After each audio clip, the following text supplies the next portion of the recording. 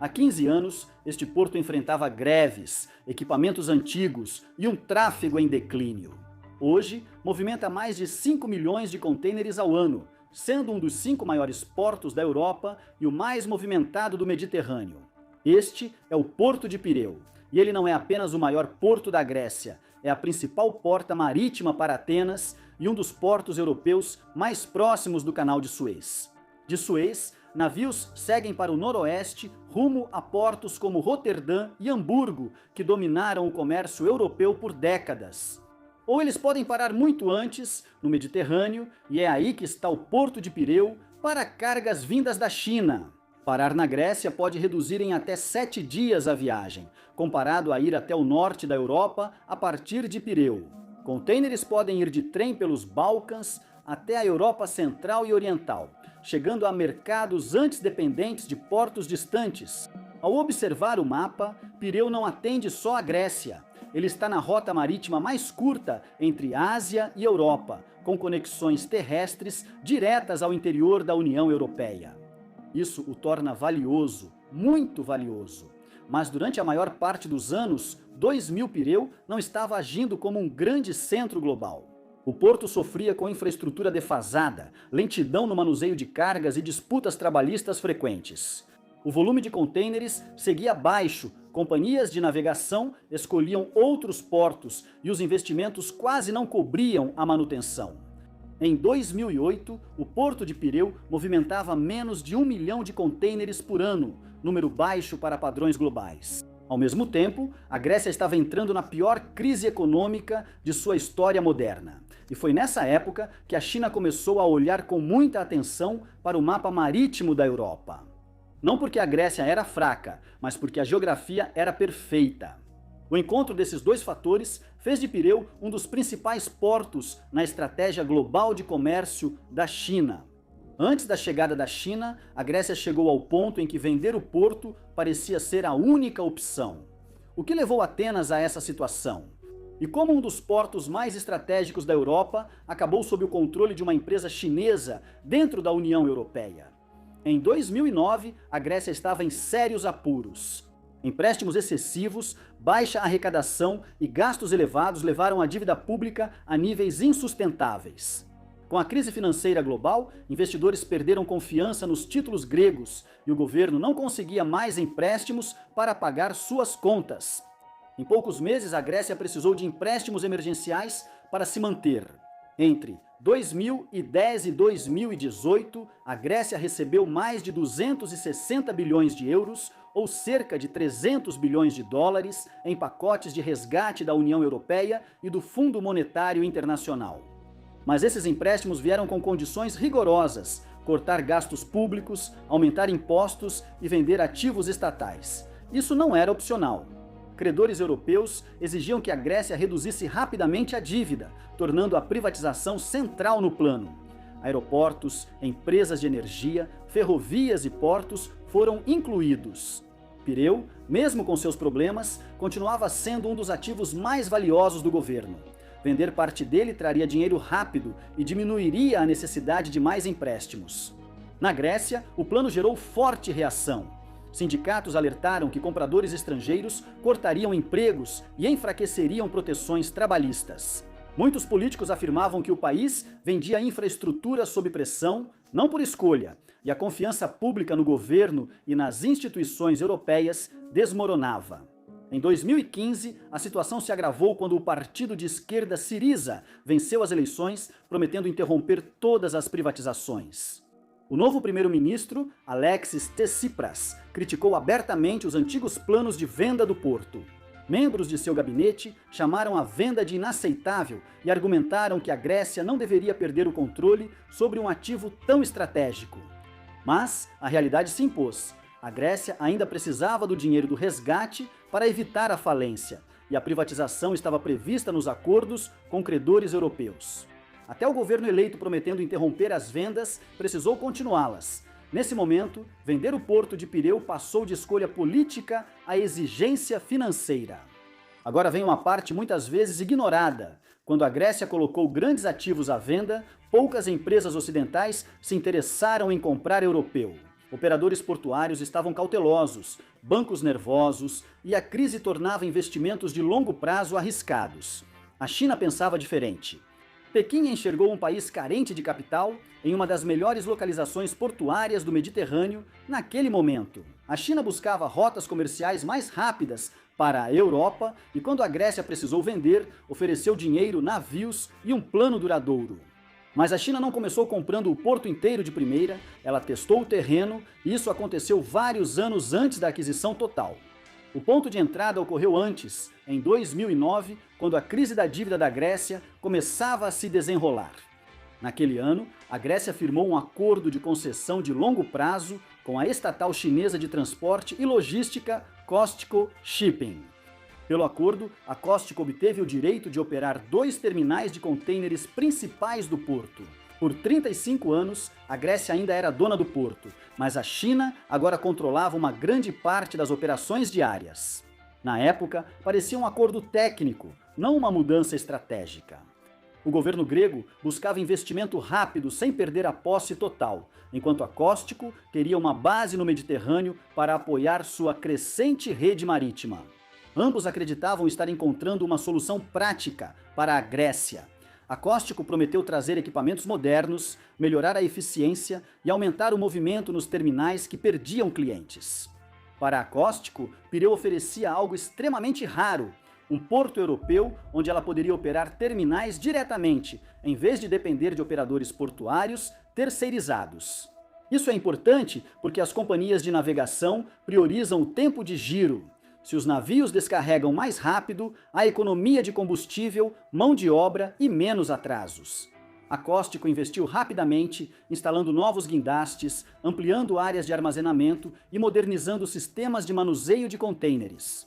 Também impôs metas de desempenho mais rigorosas para trabalhadores e gerentes, o que gerou tensão.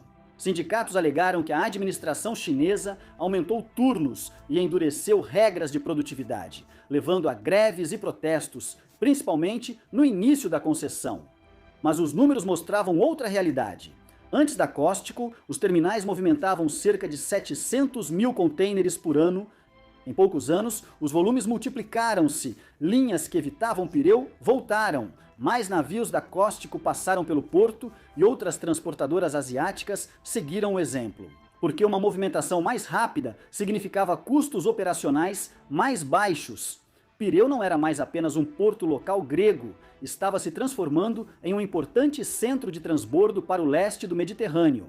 No início dos anos 2010, Pireu já figurava entre os principais portos do Mediterrâneo, mesmo sem a China controlar a autoridade portuária. Foi então que algo importante ocorreu. A COSTCO comprovou que a localização era viável, o modelo de investimento funcionava e o porto poderia competir com grandes centros europeus se tivesse capacidade. Então, quando a Grécia decidiu vender uma participação majoritária em toda a autoridade portuária, a COSTCO não estava fazendo uma aposta às cegas. Ela ampliava o controle sobre uma operação já testada e remodelada. Em outras palavras, a aquisição não começou com a propriedade, começou com as operações, e quando o acordo de propriedade chegou, a COSTCO já tinha anos de experiência administrando a parte mais lucrativa do porto. Isso fortaleceu muito a posição da China. Quando abriu a licitação de privatização, a COSTCO não era apenas mais uma concorrente, já operava a maior parte do setor de contêineres. Ela investiu dinheiro, equipamentos, funcionários e tinha um plano claro para expandir o porto. Em abril de 2016, a agência de privatização da Grécia aceitou a proposta da COSTCO para comprar 67% das ações da autoridade portuária de Pireu por 368,5 milhões de euros, ou cerca de 427 milhões de dólares. O acordo aconteceu em 2 etapas. Primeiro, a COSTCO pagou cerca de 280 milhões de euros, ou cerca de 325 milhões de dólares, por 51% do porto. Depois, concordou em investir mais 94 milhões de euros em melhorias de infraestrutura nos anos seguintes. Após concluir esses investimentos, a COSTCO receberia os 16% restantes, elevando sua participação total para 67%. Não foi só uma venda por dinheiro, mas uma troca de participação acionária por desenvolvimento garantido. Para a Grécia, essa estrutura era essencial. O governo podia dizer aos eleitores que não estava simplesmente entregando o porto, mas garantindo um investimento de longo prazo que o Estado não podia bancar sozinho. Para Acóstico, a participação majoritária dava controle total sobre estratégia, preços e expansão, mas a venda era politicamente delicada. O governo, que antes prometera parar privatizações, aprovou o acordo. Novos protestos começaram e trabalhadores portuários temem pelos contratos e segurança. Políticos da oposição acusaram o Estado de vender a infraestrutura nacional sob pressão de credores estrangeiros. Mesmo no partido governista, ministros criticaram publicamente partes do acordo. Ainda assim, o acordo avançou porque a Grécia precisava do dinheiro do resgate e a privatização seguia como condição do socorro. Após Acóstico assumir o controle, toda a gestão da autoridade portuária mudou. Sob liderança chinesa, os investimentos cresceram para além de terminais de contêineres, abrangendo cruzeiros, docas de carros, estaleiros e zonas logísticas. A China não só comprou um porto de contêineres, mas transformou Pireu em um complexo marítimo e logístico. Logo, os resultados surgiram. Nos dados de tráfego de 2008, o porto movimentou cerca de 700 mil contêineres. Em 2014, esse número já havia ultrapassado 3 milhões. Em 2024, Pireu estava movimentando cerca de 5,4 milhões de contêineres por ano. E tudo isso aconteceu dentro de um Estado-membro da União Europeia, seguindo as regras comerciais europeias e atendendo aos mercados europeus, o que nos leva ao panorama mais amplo. Para entender a importância de Pireu para a China, é preciso observar como ela movimenta mercadorias globalmente. A China é o maior exportador mundial. Anualmente, trilhões de dólares em produtos saem das fábricas rumo a consumidores na Europa, América do Norte e outros lugares. Custos de envio, prazo de entrega e confiabilidade não são detalhes menores. Moldam cadeias de suprimentos, preços e competitividade. Por décadas, a maior parte da carga chinesa com destino à Europa entrava por portos no norte, como Roterdã, Antuérpia e Hamburgo. De lá, ela ia para o sul e leste pelo continente. A estratégia da China com Pireu inverteu esse padrão. Em vez de entrar na Europa pelo norte e descer, a carga agora entra pelo sul e sobe. Isso encurta o trecho marítimo, reduzindo custos de combustível e tempo de envio. Isso desloca parte do sistema logístico da Europa para mais perto de rotas que a China pode influenciar de forma mais direta. Isso se encaixa na iniciativa Cinturão e Rota da China, que busca criar corredores comerciais ligando portos, ferrovias e centros logísticos chineses entre continentes. Pireu é o ponto de entrada marítimo desse corredor na Europa. De lá, linhas ferroviárias conectam através dos Balcãs até a Europa Central, ligando as operações portuárias a centros logísticos internos e zonas industriais. Não é questão de substituir totalmente os portos do norte, que seguem grandes e eficientes, mas mover uma pequena parte do tráfego já faz diferença quando lidamos com milhões de contêineres anuais. Se 10% do comércio China-Europa passar por Pireu em vez do norte europeu, já altera padrões de tráfego, fluxos de investimento e concorrência entre portos. Isso não quer dizer que a China controla o comércio europeu, mas sim que passa a integrar o sistema que o gerencia. E, para Pequim, isso diminui a dependência de redes logísticas estrangeiras. Isso também espalha a presença comercial da China por vários países, em vez de concentrar o risco em uma única região. Para a China, Pireu não é um caso isolado. Empresas chinesas têm participações em portos da Bélgica, Espanha, Holanda e Itália, mas geralmente com menos de 50% de propriedade. Pireu é diferente. Aqui, a China detém uma maioria clara, o que faz deste o porto sob controle chinês mais forte na União Europeia. Por isso, o projeto tem peso político maior que seu valor financeiro sugere. Mas a história só faz sentido se a Grécia também se beneficiar. Para ela, o lado econômico superou o desconforto político. Quando você olha para Pireu hoje, vê duas histórias ao mesmo tempo. De um lado, um porto que deixou a estagnação e virou um dos centros comerciais mais ativos da Europa. Do outro, uma importante porta de entrada europeia. Agora está sob controle de uma estatal estrangeira, levantando questões sobre influência, segurança e independência política. A verdadeira questão é: sem a intervenção da China, a Europa teria investido bastante para transformar Pireu como está hoje. Será que este porto ainda estaria lutando à sombra dos gigantes do norte da Europa? Conte pra gente nos comentários.